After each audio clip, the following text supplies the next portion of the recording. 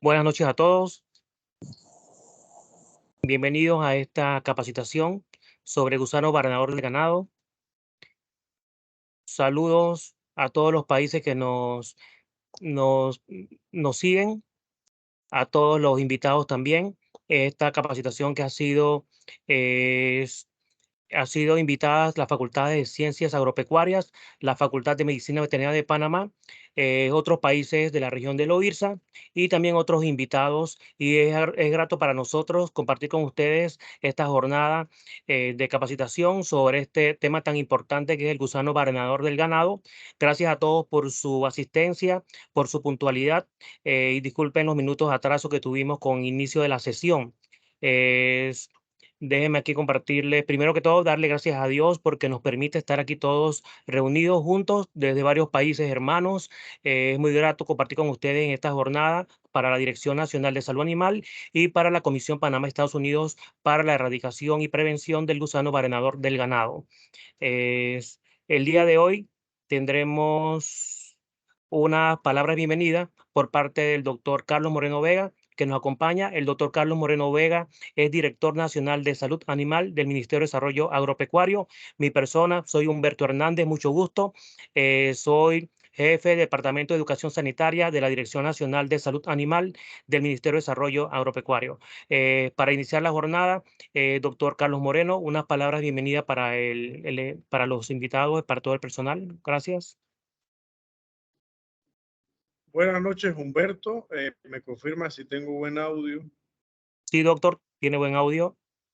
Sí, buenas noches a todos, estudiantes, profesionales, no solo de la República de Panamá, sino de algunos países de la región de Centroamérica y compañeros pues, del bloque de OIRSA.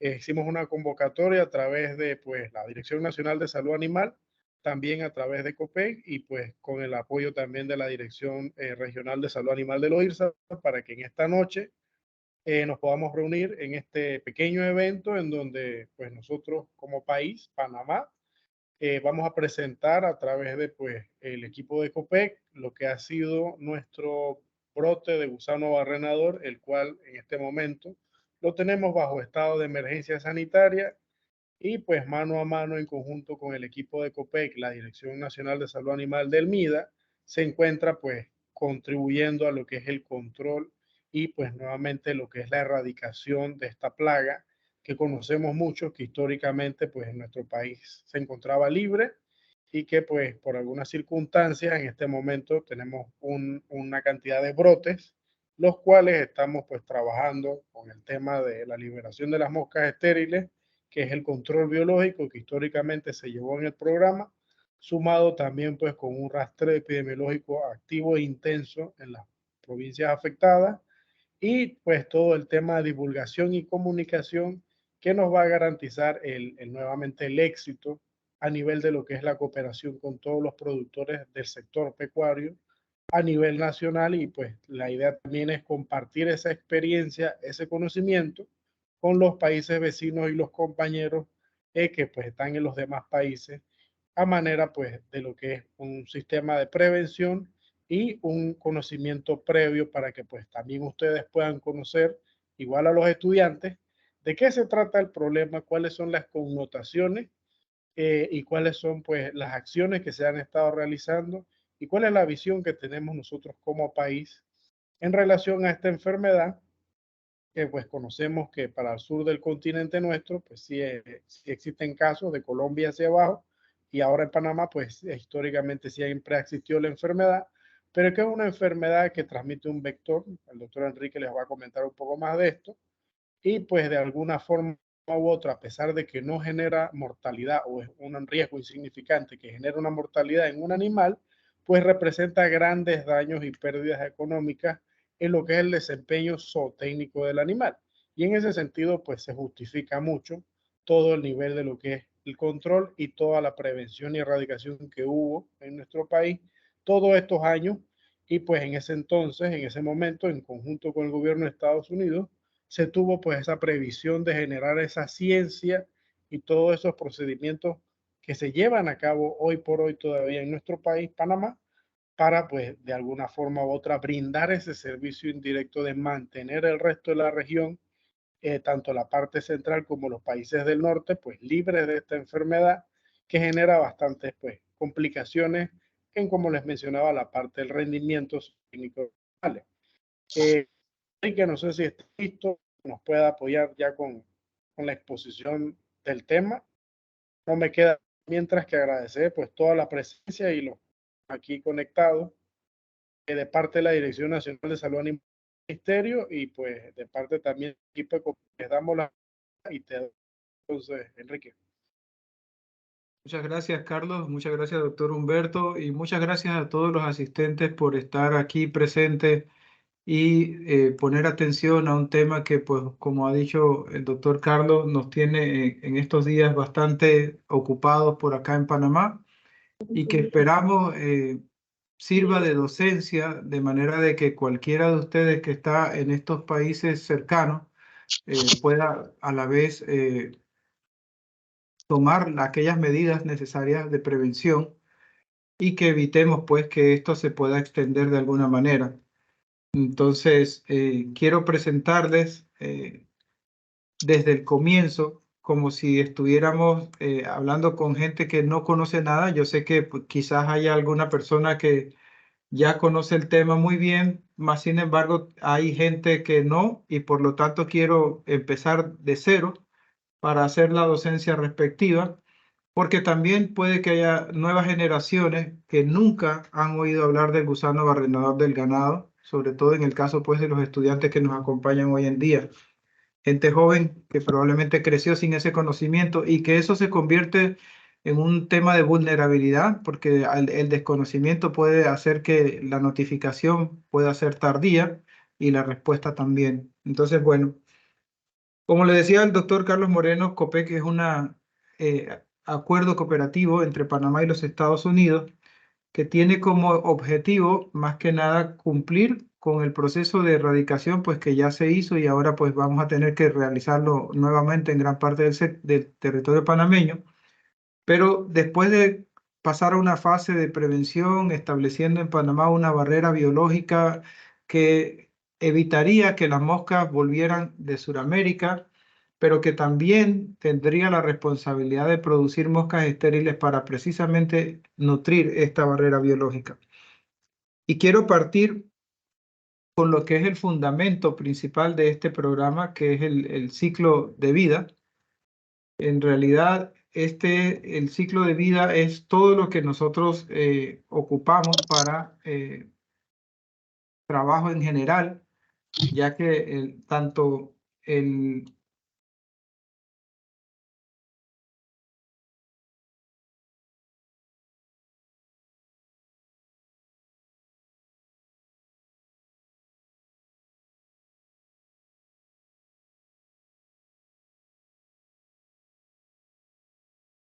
Creo que tenemos un problema con la transmisión del doctor Zamudio.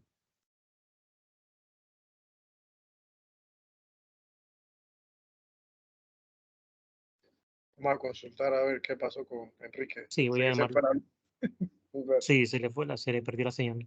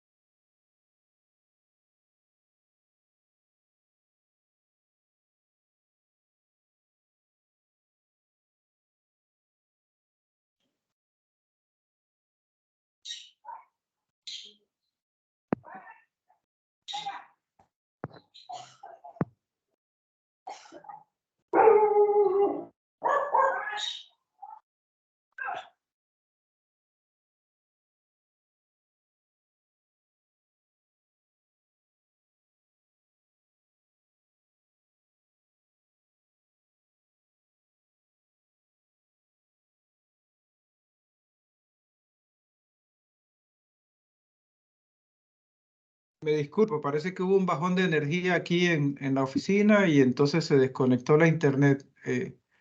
Lamento que haya pasado esto. No, voy a iniciar de nuevo, No se disculpen. preocupe, doctor, siempre pasan estas cosas, siempre. No, yo me imaginé que había sido corriente eléctrica.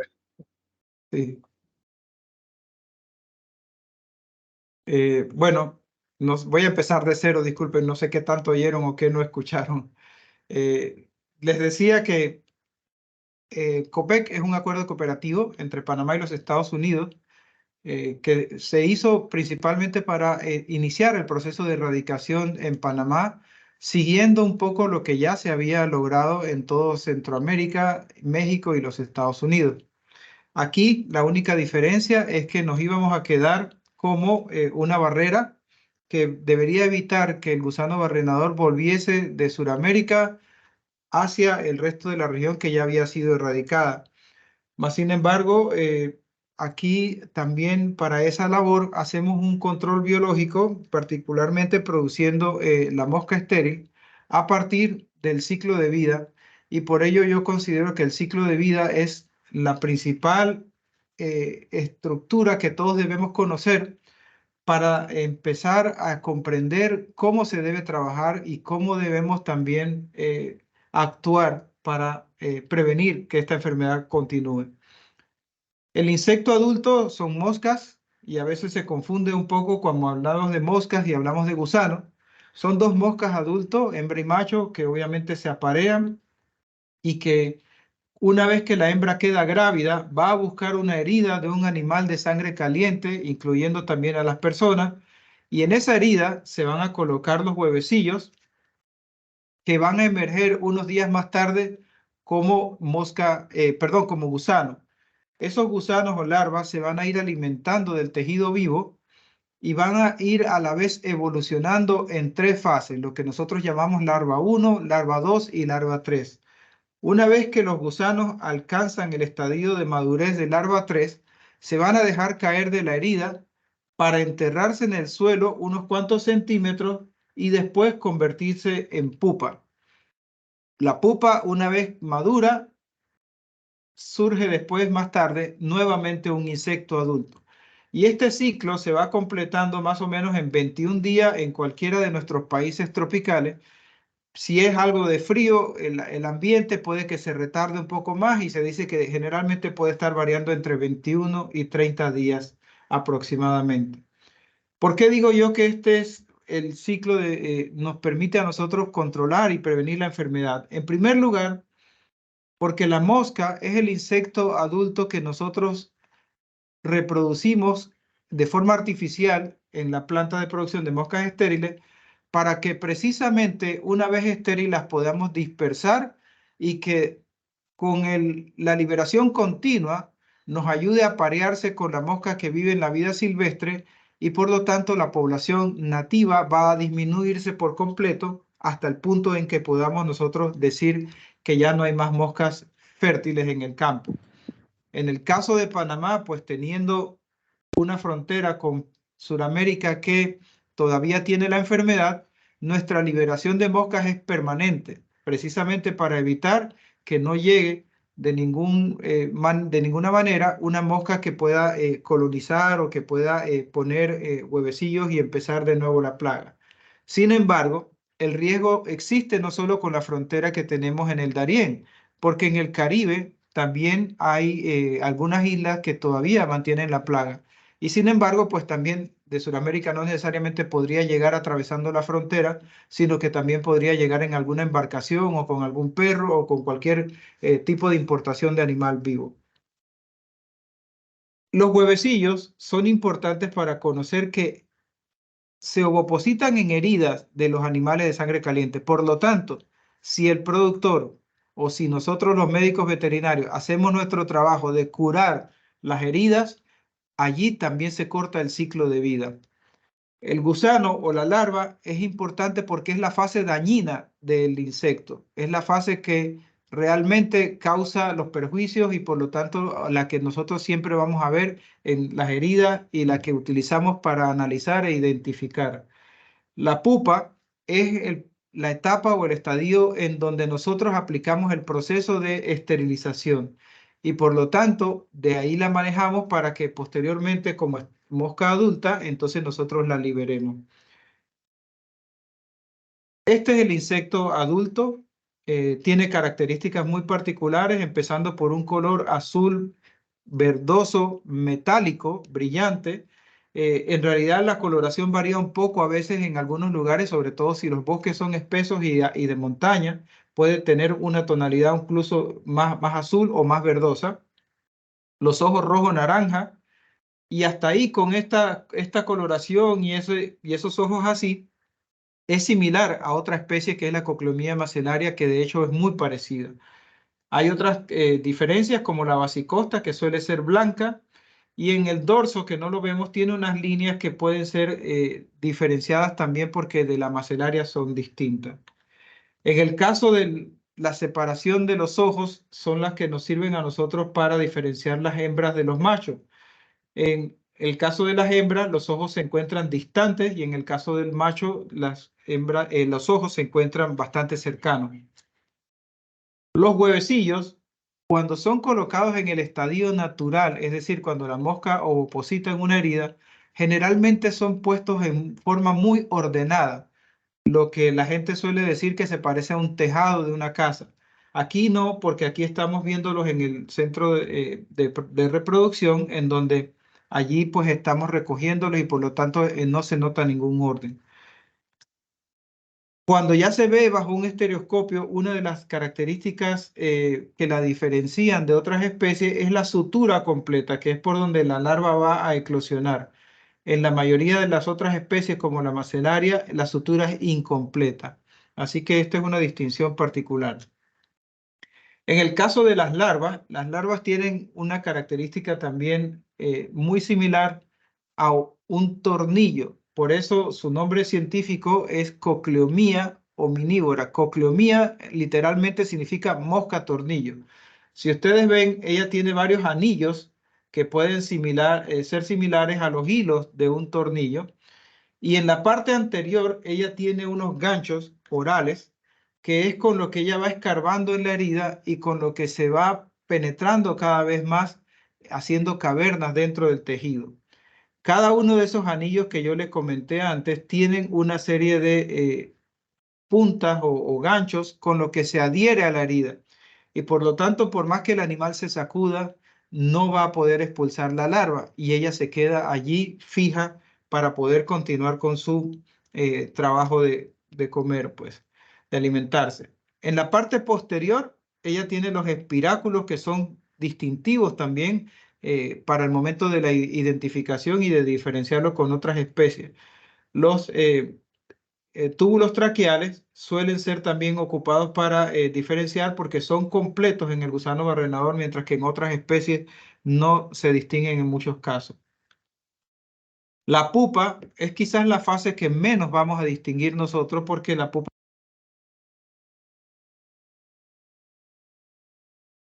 Doctor, silencio su micrófono. Perdón, ¿me escuchan? No sé, no entiendo Sí, qué está pasando, perdón. ya. Ok. Bueno, la pupa es la fase que decía yo muy difícil de encontrar porque está debajo del suelo.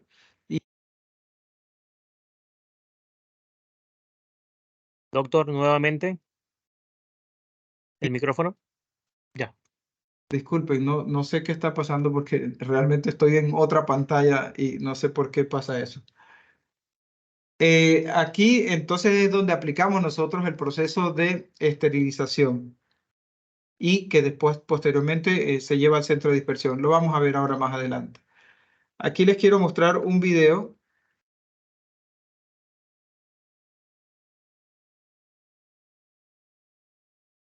en el que pueden ver un resumen de todo lo que ocurre dentro de la planta de producción de moscas estériles, que es la única en el mundo en este momento y tiene capacidad para producir 100 millones de moscas por semana. Como ustedes ven, es un laboratorio de bioseguridad de nivel 2. Allí vemos la colecta de los huevecillos que yo les decía. Lo que ven en las jaulas son las colonias de las moscas. Esos huevecillos son puestos en bandejas en donde se crea una dieta muy similar a la herida, con condiciones de temperatura y demás que hagan parecer que están en un animal vivo a temperatura pues corporal.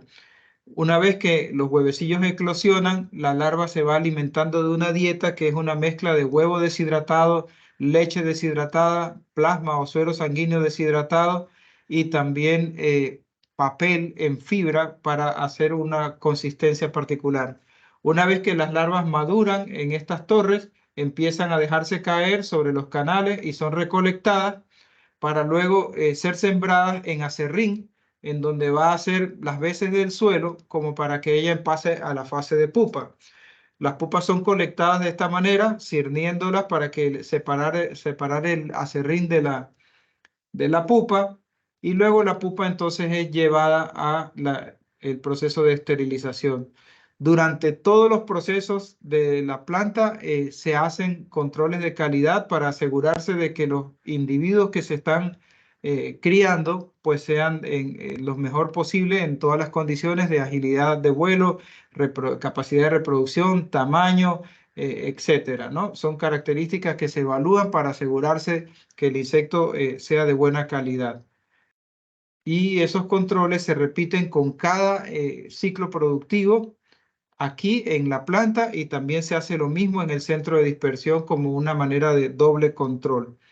Una vez que ya han madurado, pues esperan allí para ser pasados entonces al proceso de esterilización. Me voy a adelantar porque ya el video después entonces muestra algo de las instalaciones. Esto que ven aquí es un resumen de lo que acabamos de ver en el video. Estas jaulas que son cerradas es donde están los individuos adultos, macho y hembra. Debajo, pues ellos tienen unas tablas como esta, que es donde colocan los huevecillos. Allí hay un atrayente y lo que imita la herida para que ella coloque los huevecillos. Son colectados, sembrados después en las bandejas donde está la dieta. Las larvas van a madurar y crecer, se van a dejar caer sobre los canales estos en donde son colectados. Luego se convierten en pupa y luego esa pupa pues pasan al proceso de esterilización. Una vez que la pupa alcanza la madurez, es llevada al centro de dispersión, que en este caso de Panamá, pues queda en el Aeropuerto Internacional de Tocumen, en la sección de carga. Se manipulan en frío para retardar un poco el proceso de desarrollo, lo que nosotros llamamos un proceso de aletargamiento, y luego son colocadas en torres, lo que nosotros llamamos las torres Worley, para que ellas emerjan nuevamente en un cuarto caliente. Una vez que la mosca ha emergido, nuevamente se aplica frío para adormecerla y poder manipularla hasta poder colocarla dentro de estos contenedores, que son los contenedores que son llevados a los aviones. Aquí vamos a ver un video breve que nos muestra un poco lo que ocurre en el centro de dispersión. Estas son las torres de Worley y ahí está la colecta por medio de aspiración. Se ponen entonces después en estos contenedores.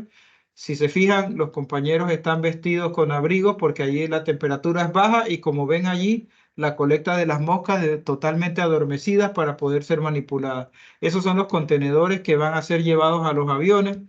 El avión está acondicionado de manera que en su panza tiene un tornillo muy similar a los tornillos sin fin que a veces uno puede encontrar en cualquier proceso o fábrica, y que a medida de que el avión va volando va dejando caer una dosis determinada dependiendo de la necesidad, y debajo pues del avión ustedes pueden ver estos que ustedes ven en movimiento, pues son las moscas que van cayendo y se van liberando generalmente en una dosis de 6.000 moscas por milla náutica lineal. El proceso normal incluye una dispersión desde lo que nosotros es el lago Bayano, atravesando el resto de la provincia de Panamá, atravesando toda la provincia del Darién y 20 millas náuticas dentro de territorio colombiano. Eso es lo que nosotros conocemos como nuestra zona de barrera biológica. Esas líneas que ustedes ven aquí son patrones de vuelo que hacen los aviones y se hacen de manera impar, más o menos con una distancia de 2 millas entre cada línea, y semanalmente pues se hacen diseñadas de manera de que cubran el territorio por completo. Esta es la situación que tenemos hoy en día. Infortunadamente hemos tenido casos fuera de esta zona de la barrera. Como ustedes ven, esta es la provincia del Darién, la comarca Emberá, Huanan. Esto es toda la provincia de Panamá, para los que no son pues de aquí de Panamá. La provincia de Colón, tenemos casos en Panamá Oeste y tuvimos unos casos en el centro del país, literalmente en las provincias de Herrera, parte de Veragua y un caso en la provincia de Los Santos. En Costa Rica se detectó un caso el jueves pasado que nosotros ayudamos con la identificación y ahora a raíz de esta detección pues hemos detectado también casos en la provincia de Chiriquí, justo al borde de la frontera con Costa Rica, lo que nos ha hecho cambiar un poco todo el patrón de trabajo. Como ustedes ven, aquí hay grandes distancias entre unos casos y otros y no hemos encontrado, por ejemplo, casos en toda esta área después de los rastreos epidemiológicos, ni en otras áreas del país, como ven aquí, intermedias, por lo que suponemos que la aparición de estos casos a distancia se deben a la movilización de animales que infortunadamente no pasaron los controles de forma adecuada o evadieron simplemente los puestos de control de movilización de animales. Por lo que nosotros estamos tratando de hacer mucha docencia para que los productores, los transportistas y por supuesto que todo el personal que tiene trabajo en los centros de control de movilización de animales se verifique que no haya animales con heridas ni con gusanos. Ahora, con la llamada de alerta nacional, estamos trabajando en conjunto, COPEC y la Dirección Ejecutiva de Cuarentena Agropecuaria, precisamente en todos estos centros de control de movilización de animales, para evitar que nos vuelva a ocurrir la difusión a través de ellos y por lo tanto, pues estamos haciendo mucho más énfasis en la revisión y llamando la atención del productor, pidiéndole que en origen, es decir, antes de embarcar los animales, hagan la revisión de sus animales de manera de que todo el que sea embarcado estemos seguros de que esté sano. Estos son los puestos de control de movilizaciones que tenemos, por ejemplo, en Darién. Este particularmente es el de Agua Fría, que es el límite entre la frontera de Darién. Esta es la oficina de COPEC y junto está la oficina de la Dirección Ejecutiva de Cuarentena Agropecuaria. Y aquí tenemos el corral que trata de ser lo más apegado a las normas de bienestar animal. Así que ustedes ven pues que es un corral que corre de forma redondeada y la intención es bajar y hacer la inspección de cada uno de los animales que van en el camión o el transporte. Hemos también hecho mucho énfasis en el tema de las subastas ganaderas. Afortunadamente, las subastas están muy bien organizadas y están también colaborando. Fíjense que esto que ustedes ven aquí es un control que ellos mismos han instalado, llevan un registro en caso de que encontraran animales con heridas o con gusanos. Por fortuna, en las subastas no se han encontrado hasta el momento animales con gusanera. Tienen los productos necesarios para curar en caso de que lo encontraran. Nos han permitido colocar algunos letreros para estimular a los productores a ese llamado de conciencia que ahora necesitamos de transportar solo animales sanos. Hemos tenido actividades conjuntas con la Dirección Nacional de Salud Animal, quienes se han enfocado en aquellas actividades ecuestres que se están realizando en las áreas, verificando pues que se haga la curación de aquellos animales que pueden ser lesionados en el proceso de los lazos o demás actividades y teniendo presente pues siempre que haya producto para curar cualquier herida que se pueda generar. Tenemos actividades de divulgación o de capacitación hacia los productores, hacia los profesionales, como lo que hacemos hoy en día, a todo público, porque hemos también detectado muchos casos en perros, lo que nos complica bastante la situación, porque de hecho esos casos de Chiriquí que detectamos fueron en perros. El primer caso de Panamá Oeste fue en perro. El segundo caso que detectamos en la provincia de Herrera fue en perro. El único caso que tenemos hasta ahora en la provincia de Los Santos fue en perro. Entonces nos complica un poco el trabajo porque nuestro objetivo principal ha sido siempre el productor y por lo tanto ahora estamos teniendo dificultades en llegar a la comunidad en general. Y por eso estamos muy enfocados en los profesionales que en algún momento dado pudieran atender perros o pequeños animales en sus clínicas. Hemos tratado de mejorar la construcción de capacidades. Aquí vemos al doctor Kadosh que recientemente fue entrenado, a pesar de que él es entomólogo, pues tomó un curso de actualización en la identificación para poder tener un diagnóstico oportuno. Esto por una iniciativa del doctor Carlos Moreno, que capacitó a 13 personas en distintos lugares del país, y ahora pues tenemos la fortaleza de poder hacer identificación rápida para que después la unidad de diagnóstico de COPEC pueda hacer la certificación o la validación de ese diagnóstico. También el personal del MIDA está aprendiendo o ya ha aprendido a hacer lo que nosotros llamamos la liberación terrestre por medio de cámaras. Y aquí ustedes ven a los colegas armando las cámaras, que es colocarle básicamente pupas en estas canastas para que al día siguiente ellas se liberen entonces ya como individuos adultos. Estamos también haciendo trabajo de investigación de avanzada, es decir, antes de la detección en campo estamos colocando trampas. Aquí vemos a los colegas de COPEC de desarrollo de métodos con el colega del MIDA y el doctor John Welch, que es uno de los investigadores principales del Departamento de Agricultura de Estados Unidos. Ellos colocan estas trampas verticales que tienen químicos de atrayentes que lo que hacen es tratar de simular un poco las feromonas que generan las moscas, y por lo tanto ellas ya llegan allí, pero además hay un adhesivo, un gel que las hace fijarse, y por lo tanto podríamos contar.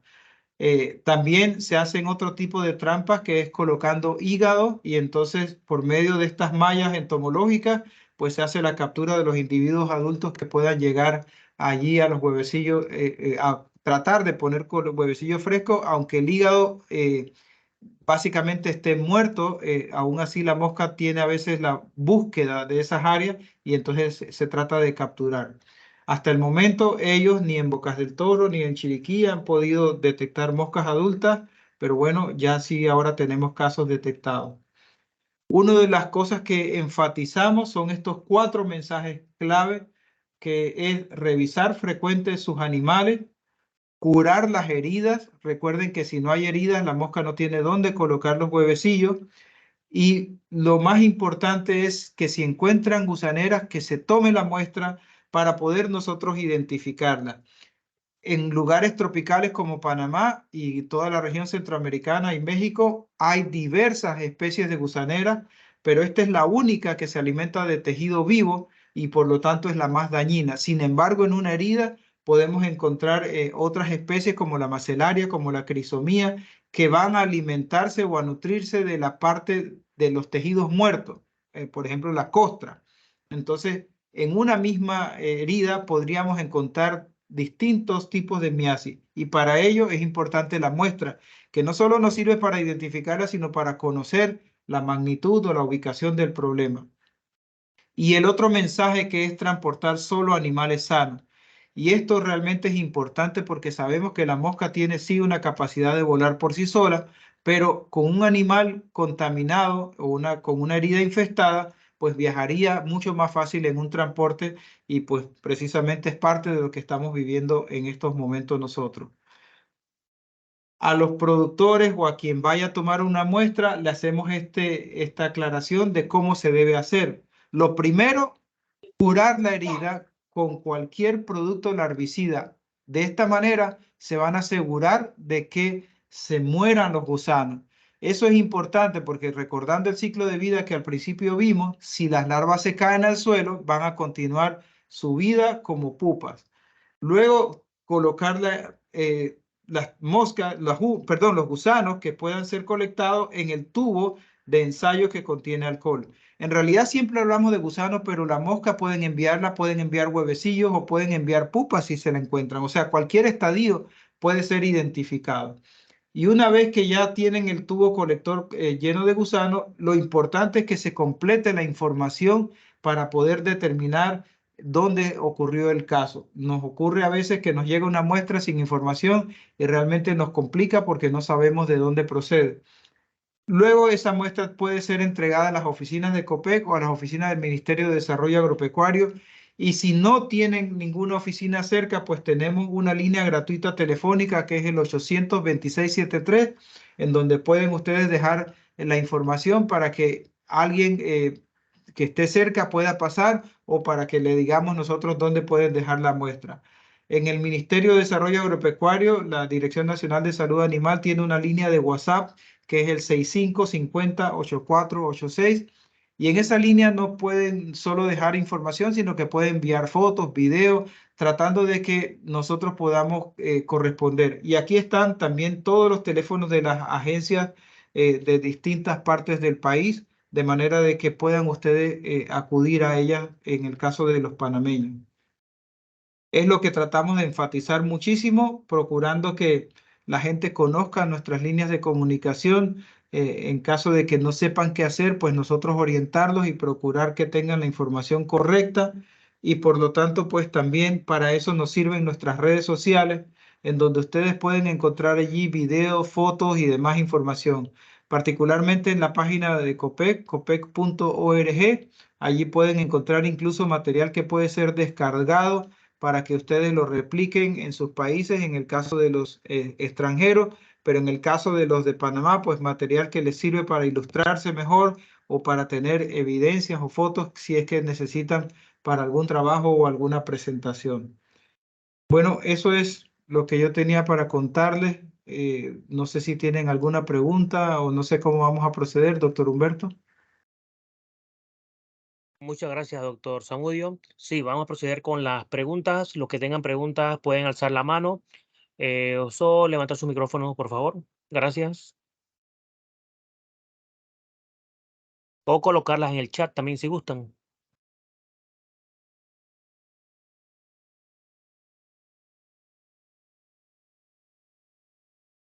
Indica una pregunta del chat, doctor. ¿Qué tipo de alcohol se usa para transporte de muestras? El alcohol que utilizamos nosotros es alcohol de 97% preferiblemente. Yo sé que no en todos los países porque esa es una sustancia controlada, así que no siempre se puede encontrar. Puede ser de 95 y en el peor de los casos el 70%, que es el alcohol común que uno encuentra en cualquier parte, ¿no? Pero para preservar la larva preferiblemente de 95 o 97%. Esta es una pregunta que es de Katia Agüero. Otra pregunta de Rolando Velázquez.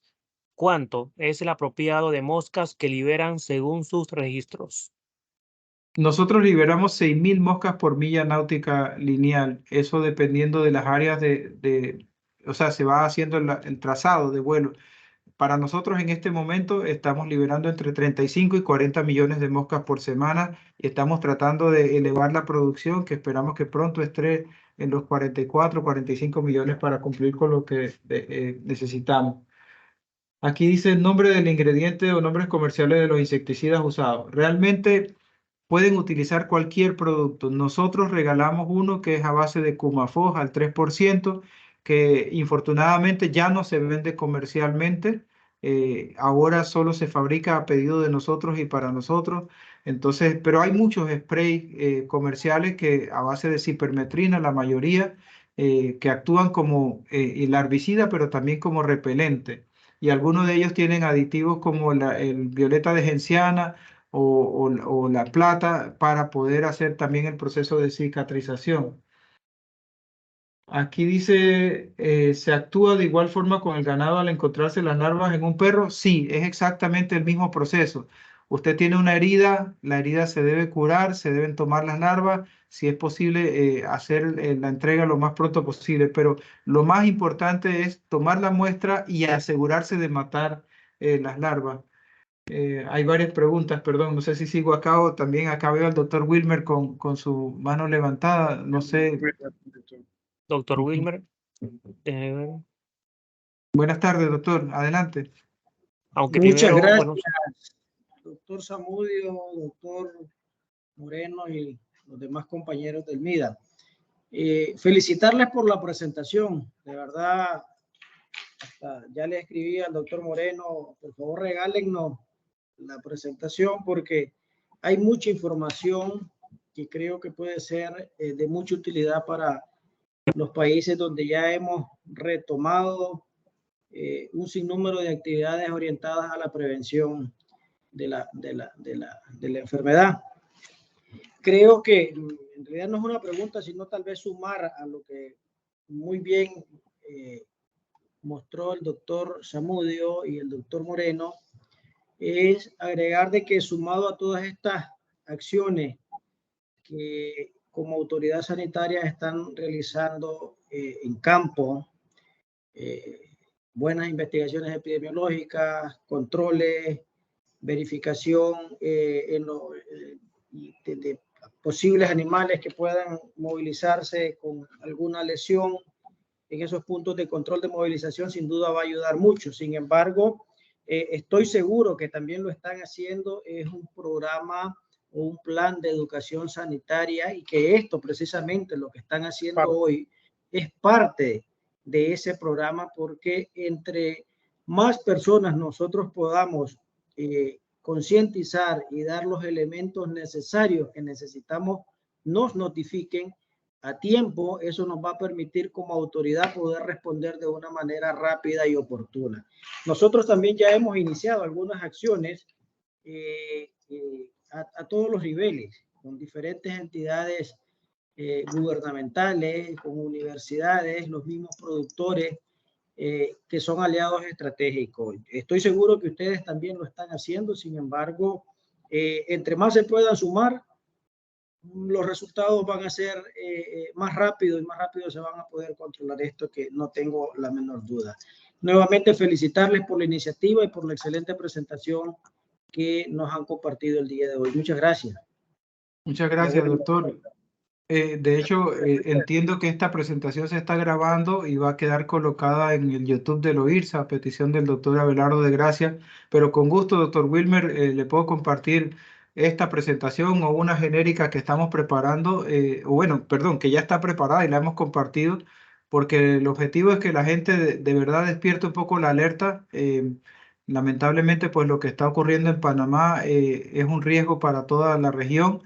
Y precisamente es una de las cosas que alguna vez yo he dicho, que siempre nos hemos preocupado mucho por las enfermedades como la influenza aviar o la peste porcina africana, que hasta hace poco la teníamos distanciadas en Asia o en Europa, y el gusano barrenador siempre lo hemos tenido mucho más cerca y nos hemos olvidado un poco de él. Y bueno, el riesgo es vivir lo que hoy vive Panamá otra vez, ¿no? Sí, no, mira, Enrique, inclusive adicional a la grabación que vamos a tener, el canal de YouTube de la Dirección Nacional de Salud Animal también la va a estar colgando. O sea que van a haber varias vías donde se puede tener la información. Mira, hay una pregunta curiosa, Enrique, dice, ¿cuál es el procedimiento que realiza para lograr la esterilidad de las moscas? O sea, la parte radioactiva le llama la atención a algún estudiante probablemente. Sí, en realidad, Carlos, no digamos radioactiva porque en realidad no queda radioactiva. Usamos un proceso de irradiación, pero el insecto, una vez que termina ese proceso, no es radioactivo. Es a base de cobalto 60. Se usa una dosis media de 70 Gray y por un espacio de unos 2 minutos y medio, más o menos. En realidad es muy similar a una radiografía. El proceso es tan rápido como cuando usted toma una radiografía, y básicamente el insecto no sufre ninguna alteración, excepto que las espermatecas, en el caso de los machos, se queman, al igual que los ovarios en el caso de las hembras. Entonces el insecto adulto no tiene ninguna otra afectación, nada más que eso. Es como si estuviéramos castrándola, digámoslo así, literalmente, pero en este caso a través del proceso de irradiación. Por aquí Sí, había mira, otra pregunta. aquí hay una que dice, ¿cuántas cantidades de larvas son más o menos la recomendación para la toma de muestras? O sea, más o menos un estimado. Nosotros no ponemos un límite, realmente mientras más muestras mejor, porque de alguna manera eso nos asegura que se mataron todas, pero usted puede mandar desde una hasta muchas. Lo que a veces sugerimos es que se tomen de lo más profundo de la herida. ¿Por qué? Porque si se toman de forma superficial, es posible que estuviéramos tomando otra especie, que son las que se alimentan de los tejidos muertos, y la que está en lo profundo únicamente es la del gusano barrenador. Ahora, si quieren tomar de lo profundo, si quieren tomar de la orilla, toda al mismo tiempo, no hay problema, porque en caso de que fueran especies distintas, en el momento de la identificación, el diagnóstico va a emitir un resultado que va a decir las distintas especies que encuentran allí. Que aquí también dice las características principales para la identificación de los gusanos. Miren, hay varias características, existen las claves entomológicas. Una de ellas es, como yo les dije, los ganchos orales que tienen, los espiráculos respiratorios, los anillos que van cubiertos de espina, los túbulos traqueales que son pigmentados en gran cantidad. Eso hablando de la larva. En el caso de la mosca adulta, pues los colores es una base, las líneas dorsales y también la basicosta. En realidad nosotros tenemos una metodología que implica el seguimiento de las claves entomológicas, de manera de que cada vez que se va haciendo la identificación, como está certificado incluso COPEC como laboratorio de referencia, sigue las normas de ISO 17025. Por lo tanto, el proceso es bien seguido. Tenemos un video de capacitación, pero que lamentablemente no lo queremos hacer público porque no queremos que la gente se arriesga a decir que ya sabe identificar. O sea, ese video se le puede entregar a la persona que ha venido y se ha capacitado, y entonces ya lo tiene como un seguimiento de la identificación, ¿no? Bueno, aprovechando el comentario sobre el tema de la identificación, Enrique, pues sí, sería bueno e interesante mencionar, o sea, las diferencias entre el tórsalo versus el gusano barrenador para aclararlo nuevamente. Sí, es verdad. El tórsalo realmente a simple vista es bastante fácil de identificar porque la forma que tiene, yo diría que es parecido a una gota de agua, es decir, tiene una forma más delgada de una parte y que es con la que respira básicamente, y la otra muy ancha que es con la que se fija a la herida, y por eso ella siempre tiene la posibilidad de salir a través de la herida, del orificio que deja vivo para respirar. No tiene los ganchos orales tal como los tiene el caso del gusano barrenador. Ella, a diferencia del gusano barrenador, en la herida se queda de 3 meses 3 meses y medio, casi 4 meses, y el gusano barrenador apenas pasa unos 10 días en la herida, es muy rápido. La diferencia también es que es una larva, mientras que el gusano barrenador son múltiples larvas. Cada hembra de mosca puede poner alrededor de 200 a 300 huevecillos, en algunos casos 400, y a veces los pone en distintos momentos. Es decir, una mosca puede opositar hasta 4 veces, por lo tanto, puede en una herida a veces uno encontrar 1200 larvas de momento. Lo otro interesante y que hace una gran diferencia es que el tórsalo no pone los huevecillos directamente sobre la herida, sino que es una mosca tan grande y hace tanto ruido que lo que ella hace como estrategia es colocarla sobre otros insectos, como los mosquitos, incluso sobre la mosca del gusano barrenador u otras moscas chupadoras o picadoras, que son entonces las que se acercan al animal. Esa es una diferencia particular que incluso impide que haya un programa de control como lo existe con el gusano barrenador del ganado. Sí, mira, Enrique, aquí también hay un comentario muy común y que repite bastante en todo lo que son los medios, en las entrevistas que hemos tenido. Nos indican qué es la información preliminar de lo que nosotros pensamos que fueron los factores que provocaron la presentación de los brotes fuera de la provincia de Darién. En realidad hay una combinación de variables, y yo sé que a veces suena como una respuesta muy política, pero en realidad es así. En primer lugar, yo siempre menciono el hecho de que nosotros en la fase de prevención es muy distinta a la de erradicación, y por lo tanto el Darién ha cambiado mucho. Darién es una provincia que hace 25 años, cuando el programa llegó, tenía alrededor de 85.000 animales. Hoy en día tiene 260.000 animales o más en cuanto a bovinos solamente. Darién ha cambiado estructuralmente por completo, y tiene mucho más movimiento, tiene migración de gente, no solo del extranjero que cruza la frontera a través desde Colombia hacia Panamá, sino también migrantes panameños que se han ido a vivir al Darién. La ganadería en Darién ha cambiado su forma, es decir, Darién hoy es visto como un cebadero durante la época de verano. ¿Por qué? Porque el Darién, al ser boscoso, tiene mucho más agua que el resto del país. Entonces hay productores que tienen fincas en el Darién y fincas en el centro del país, y durante la estación seca ese ganado lo trasladan al Darién y luego lo sacan. El Darién ha sido devastado, ya no es el Darién boscoso que antes veíamos. El Darién ha sido alterado muchísimo en su composición de los bosques. Entonces eso también. Por supuesto que también durante la pandemia hubo una época de cuarentena que nos impidió realizar la vigilancia como lo hacíamos siempre. Es decir, nosotros podíamos salir porque nuestro personal está capacitado para trabajar con enfermedades transfronterizas y siguió haciendo su trabajo, pero no podíamos arriesgarnos a visitar al productor. Entonces, muchas veces las visitas se hacían incluso de forma telefónica. El año pasado, en particular, cuando empezó el incremento de casos, el país tuvo un cierre de calle que duró básicamente un mes. Y eso a nosotros nos impidió mucho dar la respuesta por tierra que usualmente damos. Entonces, como digo yo, fueron muchos factores que se fueron sumando uno tras otro y al final, pues desafortunadamente nos tiene hoy en una situación mucho más compleja de lo que hubiésemos querido tener. Sí, no, totalmente. Igual el tema de las enfermedades, Enrique, en los últimos años, con todo el tema de la También. variabilidad climática, ha sido bastante variable y no tenemos realmente una constante en relación a cómo se están presentando las enfermedades en los últimos años. Pues producto de esto, el ejemplo gusano, el ejemplo influenza, pues todas las otras crisis que hemos estado teniendo en la región y a nivel del planeta entero en los últimos pues, años. Aquí tenemos, dice, ¿cuánto es más o menos la distancia recorrida de la mosca en términos generales? O sea, la capacidad de vuelo de la cocleomía.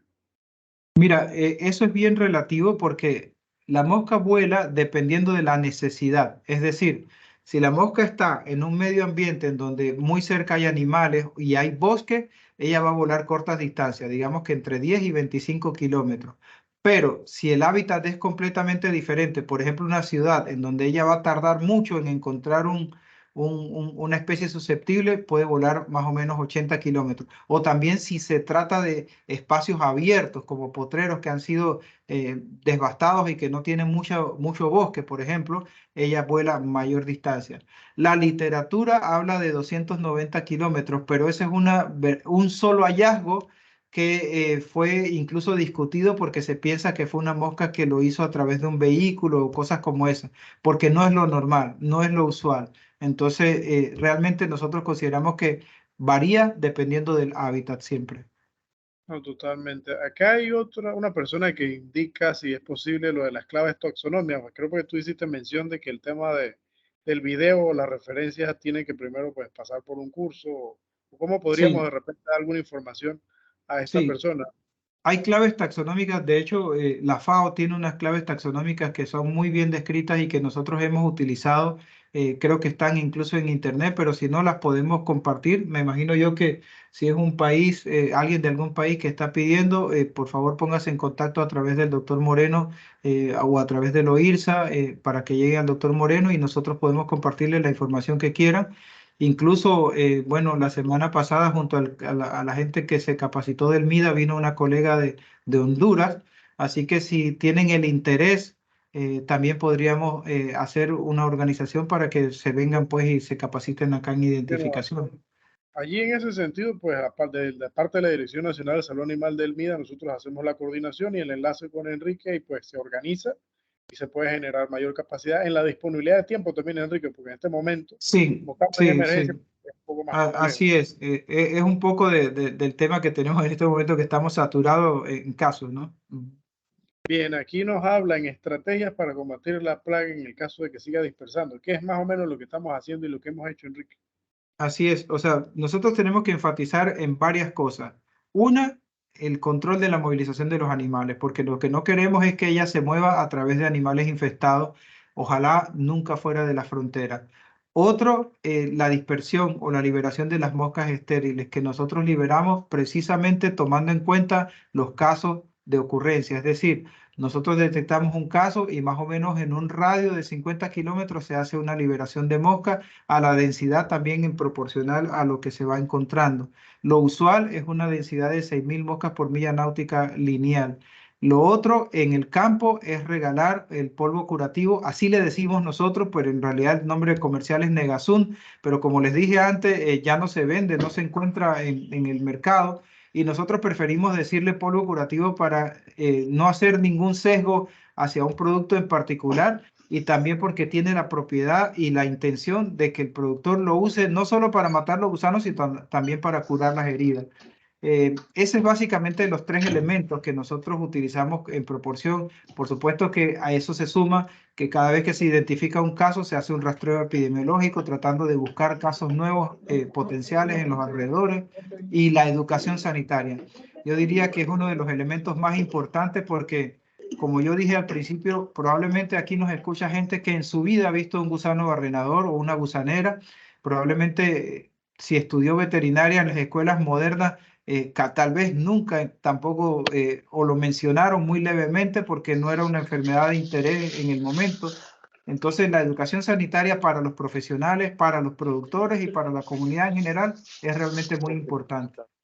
Sí, Enrique, totalmente. En términos generales, es un control biológico que se hace, como mencionaban los compañeros de COPEGA, a través pues, de la dispersión de las moscas estériles, que pues, como ya lo mencionaron, puede ser por vía aérea, incluso a nivel de lo que es dispersión terrestre, también se está trabajando a una estrategia en conjunto de los puntos donde hay brotes positivos para pues, mejorar y potenciar el efecto biológico de este tipo de control y sumado también, como dice Enrique, de la parte de la educación sanitaria, que yo creo que es uno de los puntos más claves, la parte de la divulgación y que el entendimiento del productor vaya en función de bienestar animal, porque prácticamente nos vamos basando en ese punto específico, que el productor genere la conciencia de estar pendiente de los animales, independientemente si es una mascota o si es un animal de producción, pues que el productor tenga esa dinámica de ver los animales periódicamente, de curar las heridas y que poco a poco pues nos preocupemos más incluso por la inversión. En este caso, la parte de la ganadería es tener esa caracterización y esa peculiaridad de que sigamos quizás un plan de buenas prácticas de producción en nuestros establecimientos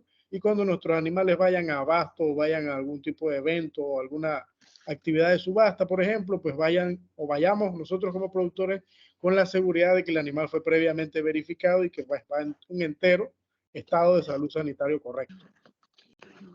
Perdón, hay bastantes preguntas. Aquí Sí, hay hay alguien que bastante. pregunta.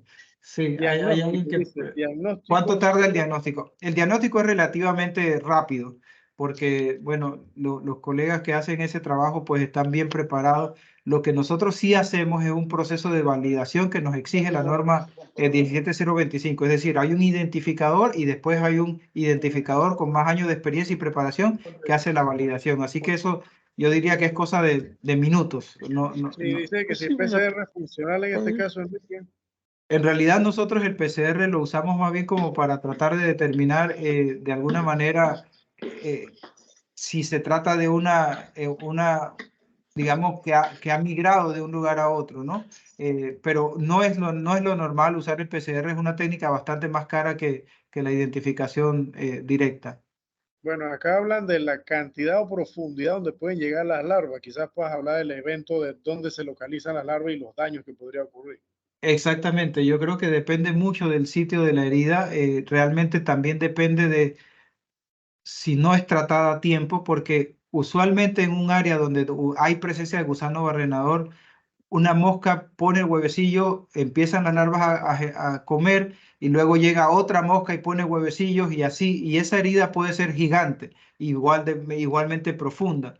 Depende del lugar, es tan agresiva. Es decir, por ejemplo, no sé, si es en el cachete de un animal, pues no llega a ser tan profunda. Si es en el abdomen, puede ser profunda tanto como para entrar a cavidad. Si es en el oído o en los cuernos, por ejemplo, como dice Carlos, efectivamente puede ser profunda. Y también dependiendo de la ubicación, puede ser letal o no, ¿no?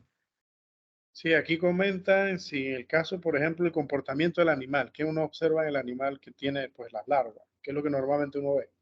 Generalmente es una incomodidad general. Por ejemplo, justamente hace un par de semanas corrió en las redes un video un equino que tenía en la boca, de entre los dientes y demás, larvas de gusano. Y obviamente ese animal primero empezó a adelgazarse porque no comía, pero su comportamiento era inquieto y demás. Y justamente en un momento en que se estaba haciendo investigación por encefalitis equina, pues se detecta un comportamiento anómalo y al momento de la revisión se detecta que son gusanos en la boca. Es decir, imagínense ustedes estar con un ser vivo que se lo está literalmente comiendo en alguna parte. Es la misma incomodidad que yo creo que tendría cualquier animal. Acá preguntan, el manejo del canino cuando se encuentra un caso, ¿qué hacemos después de que detectamos en el caso de un canino? ¿Qué medidas tomamos?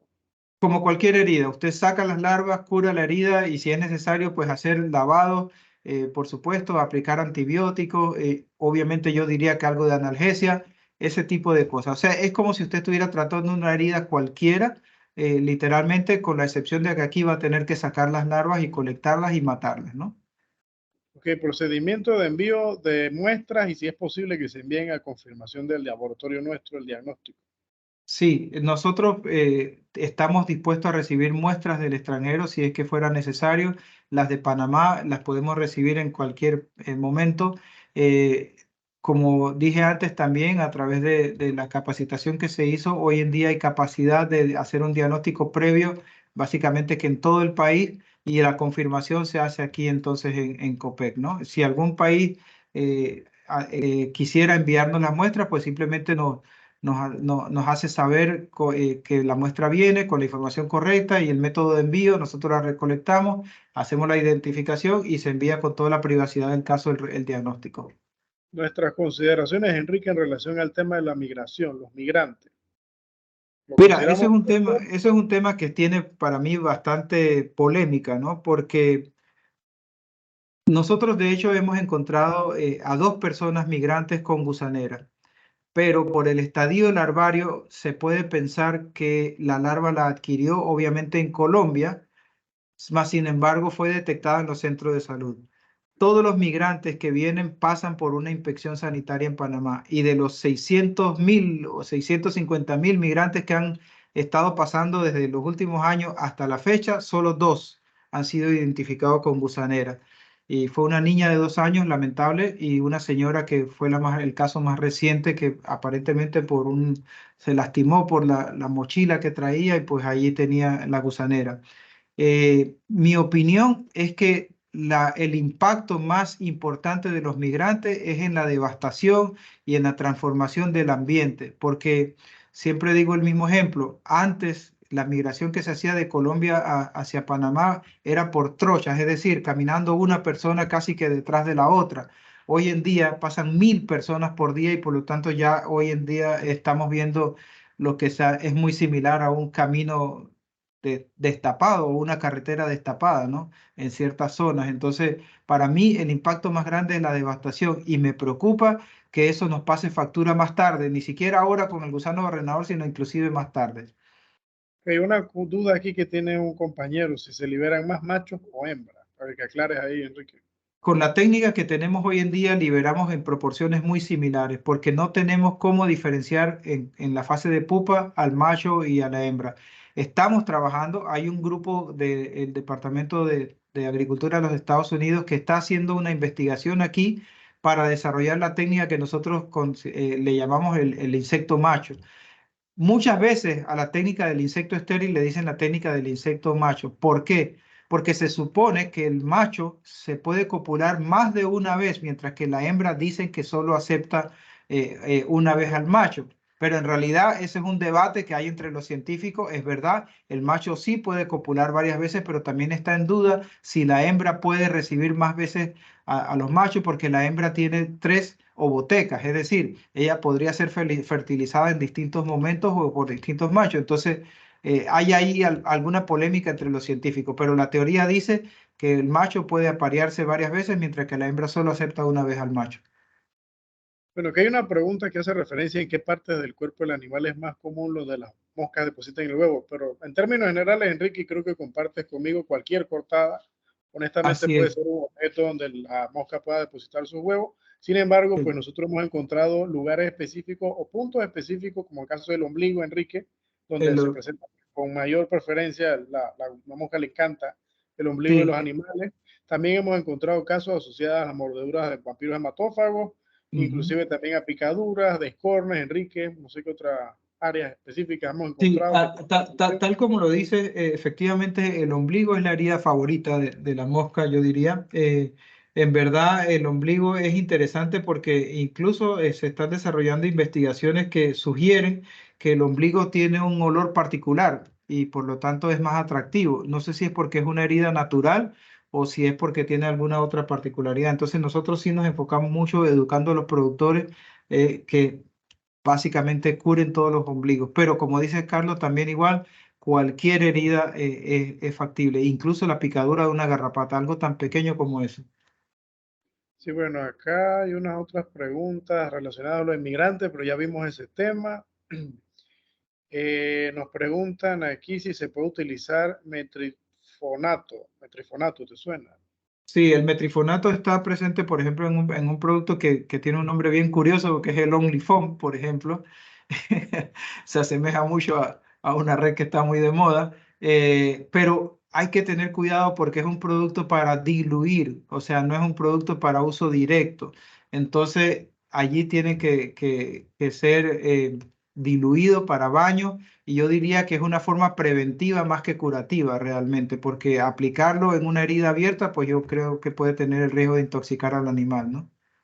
Bueno, acá hacen una referencia en qué tipo de controles químicos o qué se recomienda para el tema de la reducción del riesgo. Enrique, creo que ahí vamos de nuevo al tema de buenas prácticas y la parte de Bueno, medicina preventiva.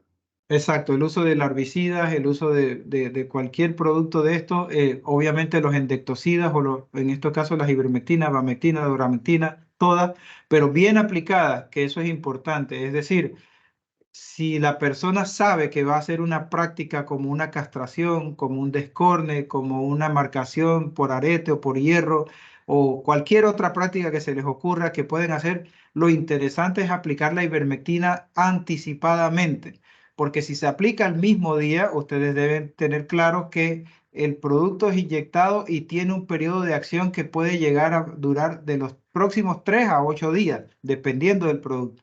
Y lo otro es en la dosis correcta, porque acuérdense que en estos productos hay concentraciones desde 1% hasta 4 punto algo por ciento, no recuerdo. Entonces, depende del producto, eso es importante. Y lo otro es la dosificación, porque muchas veces en el campo calculamos el peso de los animales al ojo, por decirlo así. Entonces, ahí uno puede también no ser preciso y tampoco hacer que el medicamento sea efectivo, ¿no? Sí, totalmente de acuerdo. La biodisponibilidad del fármaco y la farmacocinética de la molécula que estamos inyectando en el animal tenemos que tener caracterizado exactamente en qué momento va a estar en el punto donde lo vamos a necesitar en el tiempo. Y también importante, Enrique, el tema del tiempo de retiro. Por el caso, por ejemplo, de los animales de abasto. Sí, Debemos sí. respetar el tiempo de retiro de los medicamentos que vayamos a utilizar. No solo la parte de los insecticidas, sino inclusive a nivel de lo que son los baños. Algunos de estos también tienen algunas consideraciones relacionadas justamente en lo que es la persistencia o la residualidad en el animal. Totalmente. Lo que dice, en los rastreos epidemiológicos nos preguntan si visitamos el 100% de las fincas, que revisamos, circulamos los animales de las fincas visitadas, cuánto tiempo duran estos rastreos, las zonas de cuarentena también se hacen los rastreos, hay más que todo Sí, recalcar esa bueno, parte. la idea del rastreo epidemiológico es exactamente esa, visitar el 100% de la finca. Obviamente en estos momentos, por ejemplo, que estamos viviendo nosotros, no tenemos toda la capacidad, estamos uniendo fuerzas con todos los colegas del MIDA y se está visitando el 100%. Eso hace que el proceso de rastreo sea bastante demorado porque, por ejemplo, en las áreas de alrededor de los casos de OCU, teníamos que visitar alrededor de 592 fincas después del primer caso. Eso no es tan fácil. Nuestro objetivo en realidad es llegar, preguntar y educar. Si el productor tiene los animales reunidos, aprovechamos y los tratamos de revisar. Pero también queremos es estimular a los productores que hagan su trabajo y que lo hagan bien, porque en realidad no tenemos capacidad para tener un veterinario o un bachiller agropecuario en cada finca y revisando cada animal. Entonces, por eso la educación sanitaria es tan importante, porque la idea es que el productor aporte gran parte de su trabajo.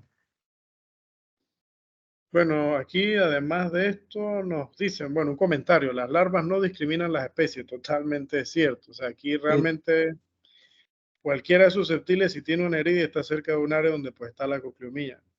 sí, Si se sí, está eso es haciendo algún cierto. monitoreo de fauna silvestre, nos pregunta acá la doctora Rengifo. El monitoreo de vida silvestre se hace a través del trampeo como el que les mostré. De hecho, se inició en Bocas del Toro precisamente por una foto que nos mostraron de un perezoso que había en Isla Bastimento. Entonces allá se fue pues, en primera instancia a hacer el trampeo. Conociendo que es una isla pequeña, pues digamos, se esperaba que si habían moscas activas, pues la hubiéramos capturado, y no se encontró nada. Y es justamente lo que se hace acá también en Chiriquí ahora. Lo que hacemos con la vida silvestre es tratar de conocer, por ejemplo, con las fundaciones como Yaguará, por ejemplo, es uno de los aliados nuestros. De manera de que si ellos hacen captura de animales y encuentran gusaneras, que nos las reporten. Hablamos con un grupo que no nos gusta mucho su actividad, pero son los cazadores, por ejemplo, porque si el cazador llega a obtener una presa, bueno, entonces también que nos diga si ha encontrado animales con gusanera. Y así, hablamos con la gente que trabaja en zoológicos, hablamos con la gente que trabaja con la conservación de distintas especies silvestres, pero hacerlo, digamos, abierto en los bosques, nada más con el trampeo, básicamente. Bueno, Enrique, del área del chat creo que ya vaciamos las preguntas. Creo que hay una manito levantada ahí. Laura Ayala. Hola, buenas tardes. ¿Me escucha? Sí, Bueno, le escuchamos. Gracias por la oportunidad. Mi consulta, doctor Zamudio, va orientada en la trazabilidad de los casos que han detectado en perros, específicamente cuánto o más o menos el rango de tiempo entre los eventos detectados y si han encontrado como en caninos que estén viajando, ya sea aeropuertos o cualquier otra vía. Gracias. Hasta el momento, todos los animales que hemos detectado con gusaneras ha sido en su casa, literalmente, ¿no? O sea, no hemos encontrado en los puestos de control de movilización de animales, o sea, ni en aeropuertos ni en las vías terrestres. Todos han sido detectados en las casas. Solo uno de ellos, por ahora, en el caso de los brotes de provincias centrales, detectados literalmente en un área urbana. Los otros han sido perros mascotas de finca, por ejemplo. Acá en la ciudad sí tenemos algunos casos reportados de clínicas veterinarias en donde se tomó la muestra y se identificó el caso. La trazabilidad, nosotros una de las cosas que le pedimos mucho a los médicos veterinarios es, por ejemplo, si usted toma la muestra en una clínica, que nos dé la información del lugar donde vive el perro, no necesariamente de la clínica, porque sucede muchas veces que la gente viaja grandes distancias por la atención que le brinda en particular un médico veterinario. Y eso para nosotros podría distorsionar un poco la idea de dónde están ocurriendo los casos, porque a veces la gente viaja mucho por un médico que les agrada, ¿no? Entonces, siempre pedimos que la información sea de dónde el perro habita y no donde el perro fue atendido. No sé si eso responde. No sabemos hoy en día, no tenemos mucha información, es decir, todos los perros que hemos detectado no han sido perros viajantes, son perros que están en el hábitat, no han sido perros que se han movido grandes distancias, de acuerdo a lo que nos han contestado al momento de la investigación epidemiológica, ¿no? Excelente, muchas gracias. Con gusto. Bueno, Enrique, yo creo que ya vaciamos las preguntas. Déjame mirar. Hay otra nuevo. pregunta en el chat. Hay Si una de hacen Humberto. control de calidad de la mosca en campo. Bueno, esa es una pregunta muy interesante. Nosotros en este momento hacemos dos tipos de control de calidad. Bueno, voy a decir tres, perdón. Uno en la planta, como les mostré en el video, y afuera de la planta tenemos un laboratorio especialmente para control de calidad, que no solo hace control de calidad del insecto, sino que también hace control de calidad de la dieta que se utiliza. Es decir, se analiza que todo lo que la gente nos vende sea exactamente con los requerimientos que nosotros solicitamos. Luego, en el centro de dispersión, ellos validan con otro control de calidad todo el insecto que se les envía. Es decir, ellos no aceptan el que, digamos, la planta le esté enviando un insecto de buena calidad. No, ellos lo revisan nuevamente. Y ese ha sido un punto clave para detectar siempre cuando han habido fallas. En el campo, lo que se hacen también es otro tipo de trampeo y de colectas para determinar un poco si la distancia de vuelo, es decir, en ocasiones nosotros teñimos las moscas que dispersamos y luego se hace el trampeo para determinar qué tanta distancia llegó, qué tanta cantidad de moscas llegó también, y entonces para conocer un poco si la mosca está volando, si la mosca está actuando de manera adecuada.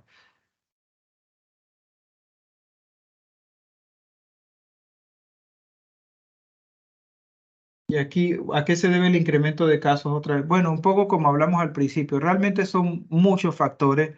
Yo no quiero decir uno porque podría mentir. Y la verdad es que son variables que uno le puede poner distinto peso y tal vez un momento a otro tiene una más importancia que otra. Pero en realidad también en este momento estamos más enfocados en responder. Hemos hecho sí un cambio de cepa, que eso es algo que creo que no mencioné, precisamente porque en algún momento se pensó que podría la cepa estar agotada genéticamente o en su trabajo.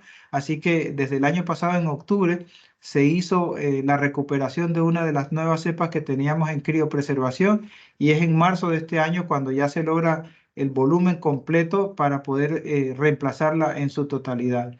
Eso también hay que mencionar que, por ejemplo, nosotros, como estábamos en fase de prevención, el número de moscas que nosotros reproducíamos era bajo, es decir, nosotros reproducíamos entre 18 y 20 millones por semana, lo que significa que cuando incrementan los casos, tú tienes que empezar a subir la población de moscas para poder alcanzar lo que necesitas de liberación en vía aérea o vía terrestre.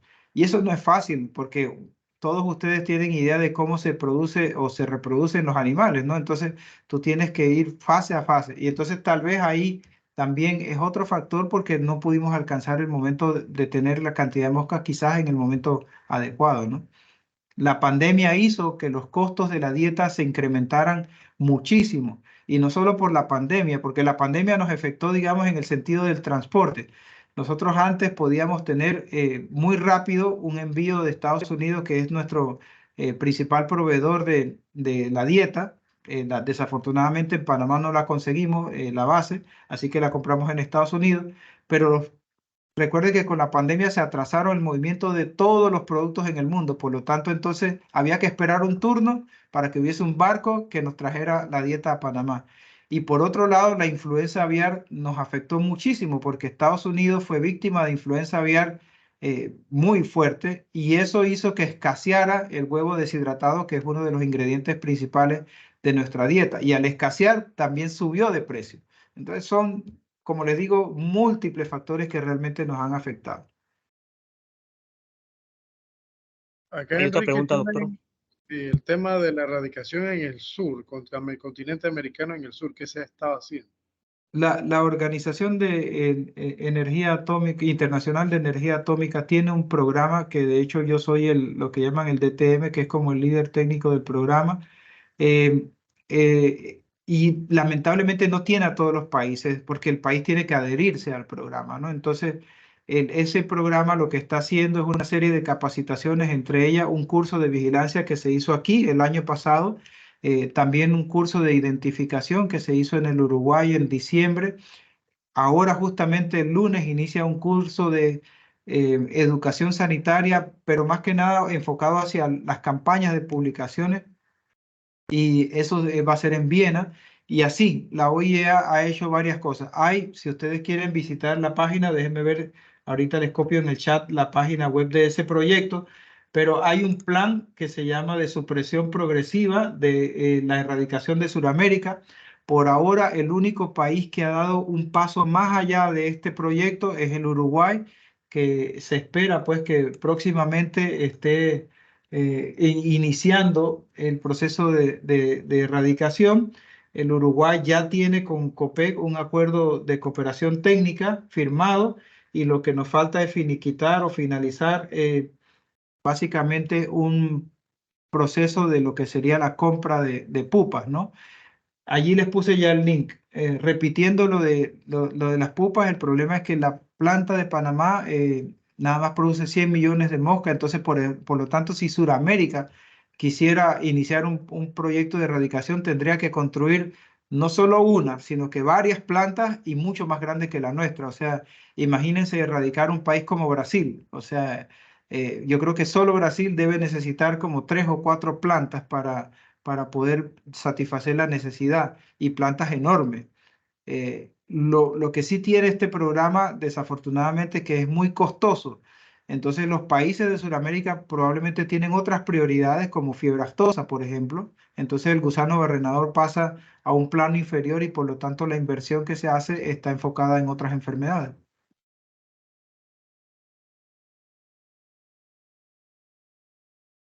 Gracias, doctor. ¿Alguna otra pregunta?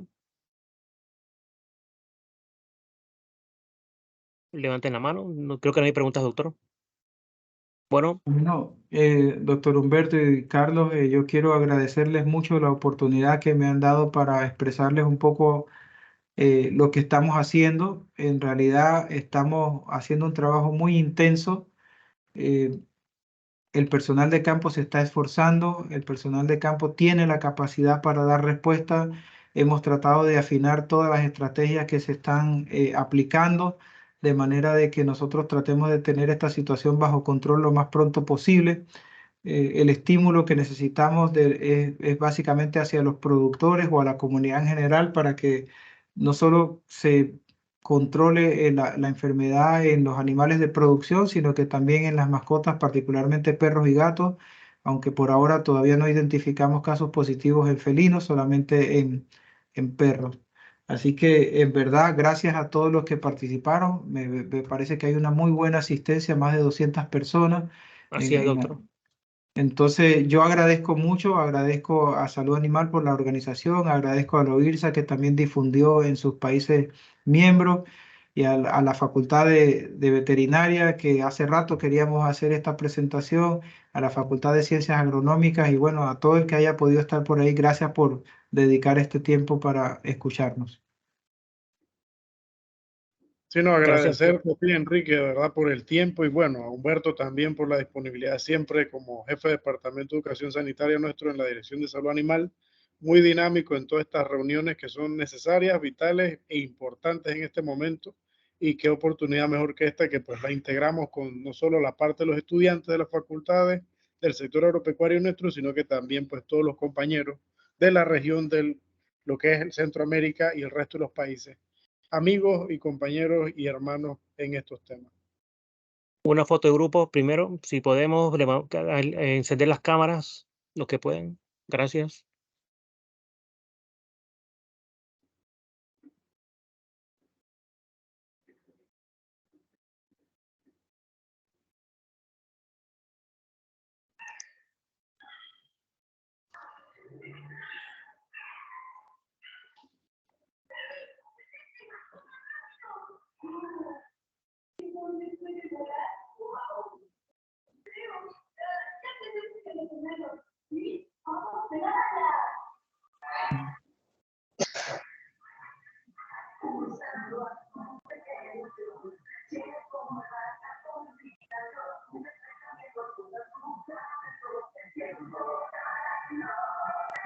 Doctor Humberto, está silenciado si está hablando. Sí, está sin micrófono, Humberto. Sí, así es. Listo, ya hicimos la captura. Muchas Muchas gracias a gracias. todos por participar, todos los países que nos han compartido y bueno, necesitamos todo el apoyo de todos los productores, las personas, la ciudadanía en general para controlar toda esta plaga. Así que muchas gracias a todos y bueno, unidos lo lograremos siempre. Hasta luego. Gracias, hasta luego, feliz noche. Feliz noche a todos. Bendiciones. Gracias, bendiciones. Feliz noche. Feliz noche. Hasta luego. Buenas noches, muchas gracias. A ustedes. Gracias. Gracias, estimado. Excelente presentación. Gracias a ustedes. Saludos, saludos. Saludos. Hasta luego.